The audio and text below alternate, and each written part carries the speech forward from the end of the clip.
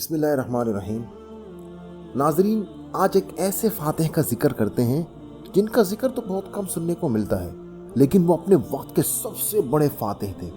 ان کی فتح کی ہوئی زمینیں اس وقت کی تمام فاتحین میں سب سے زیادہ تھی۔ انہوں نے سمرقند و بخارا جیسے عظیم شہروں کو فتح کر کے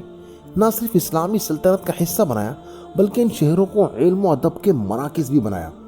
یہ ذکر ہے خراساں کے عقاب عظیم فاتح قتیبہ بن مسلم، جو اموی خلیفہ عبد الملک بن مروان کے دور میں خراساں کا گورنر بنا،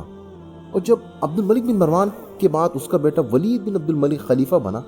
تب بھی اس نے قتیبہ بن مسلم کو گورنر ہی رہنے دیا۔ قتیبہ بن مسلم عظیم فاتحین محمد بن قاسم اور طارق بن زیاد کا ہم عصر تھا، لیکن ان کا ذکر بہت کم کیا جاتا ہے، یہاں تک کہ ہماری درسی کتابوں میں بھی محمد بن قاسم اور طارق بن زیاد کا ذکر تو موجود ہے، لیکن قتیبہ بن مسلم جیسے عظیم فاتح کا نہیں ہے۔ قتیبہ بن مسلم 669 عیسوی میں بصرہ میں مقیم بنو قیس قبیلے کی ایک شاخ باہلا میں پیدا ہوئے، جن کا آبائی تعلق تو عرب کے علاقے نجد سے تھا، لیکن خلفائے راشدین کے دور میں اس قبیلے کے لوگ شام، عراق اور خراسان کی طرف ہجرت کر گئے تھے۔ قتیبہ کے والد ابی صالح مسلم بن عمر اموی خلیفہ عبد الملک بن مروان کے خلاف ہونے والی ایک بغاوت میں شدید زخمی ہونے کے بعد فوت ہوئے، تو قتیبہ کو خلیفہ نے اپنی سرپرستی میں لیا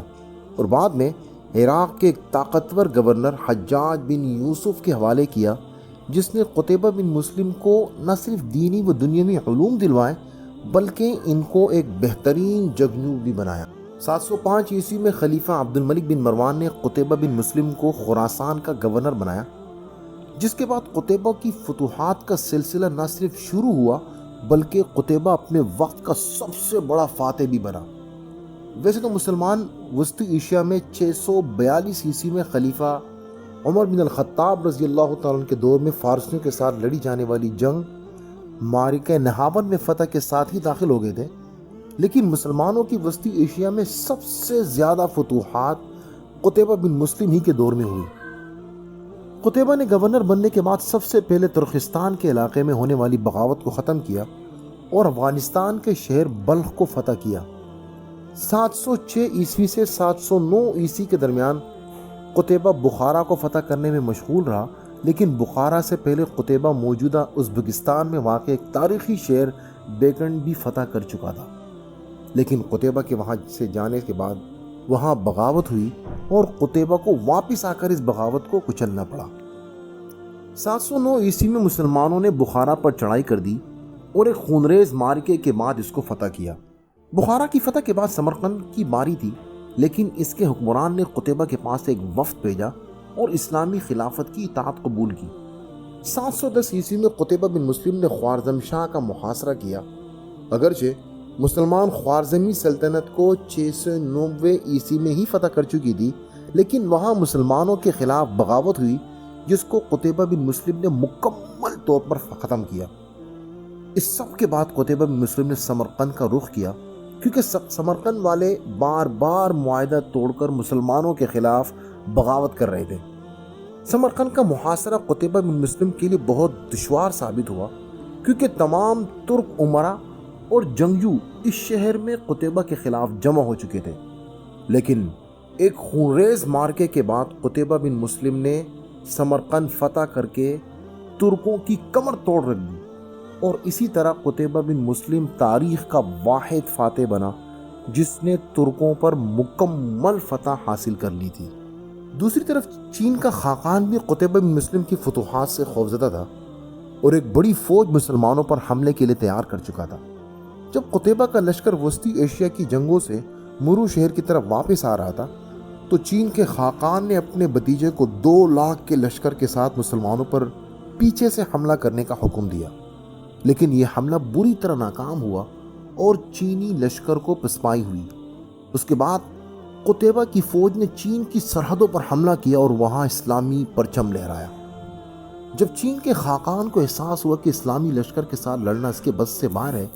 تو وہ قتیبہ کو بھاری جزیہ دینے پر راضی ہوا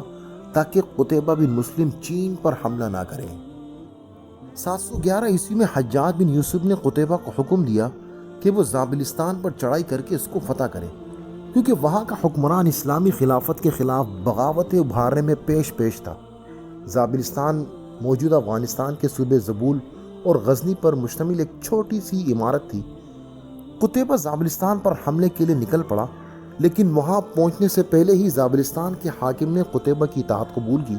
اور بھاری جزیہ پیش کیا۔ 715 عیسوی کے اوائل میں ہی قتیبہ کی افواج نے وسطی ایشیا پر مکمل کنٹرول کے لیے فرغانہ پر حملہ کیا، جو آج کل ازبکستان کا حصہ ہے۔ فرغانہ کی مہم ابھی جاری تھی کہ خلیفہ ولید بن عبد الملک کا انتقال ہوا اور اس کا چھوٹا بھائی سلیمان بن عبد الملک خلیفہ بنا، جو قتیبہ بن مسلم کا جانی دشمن تھا، جبکہ اس سے کچھ عرصہ پہلے ہی قتیبہ کے سرپرست اور خلافت کے سب سے طاقتور انسان حجاج بن یوسف کا بھی انتقال ہو چکا تھا۔ اسی دوران 715 عیسوی کے اواخر یا 716 عیسوی کے اوائل میں قتیبہ بن مسلم کی فوج میں شامل ایک سالار نے خلیفہ کے حکم پر قتیبہ بن مسلم سمیت اس کے ساتھ موجود خاندان کے دوسرے افراد کو بھی قتل کر دیا، لیکن قتیبہ کے 2 بیٹے جو ان کے ساتھ نہیں تھے وہ بچ گئے۔ قتیبہ کے قتل کے بعد لشکر کو واپس مرو کی جانب روانہ ہونے کا حکم دیا گیا۔ کچھ مورخین لکھتے ہیں کہ قتیبہ بن مسلم کو اس لیے قتل کیا گیا کہ وہ خلیفہ کے خلاف بغاوت کرنا چاہتا تھا، لیکن بعض مورخین یہ لکھتے ہیں کہ خلیفہ سلیمان بن عبد الملک